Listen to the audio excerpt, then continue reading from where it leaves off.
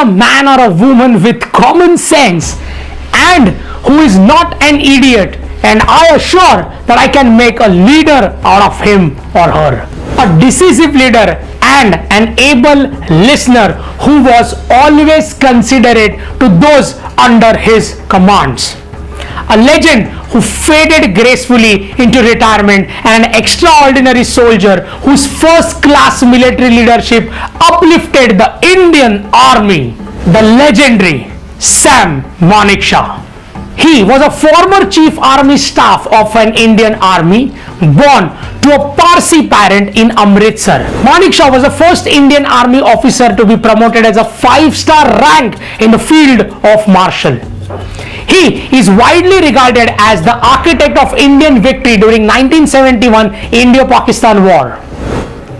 He was honored with the Military Cross for gallantry in 1942, the Padma Bhushan in 1968, and Padma Vibhushan in 1972.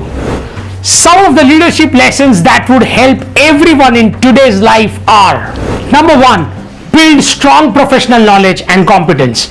To be a good leader, one must possess knowledge about his field. Knowledge comes from the constant study and hard work.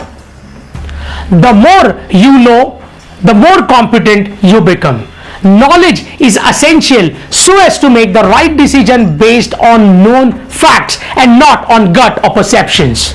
Number 2, implement absolute justice and impartiality. No man likes being superseded, and yet they accept it if it is done fairly. A good leader treats each subordinate fairly and makes sure that he provides not only equal opportunities for learning and growth, but also equal punishments for the mistakes.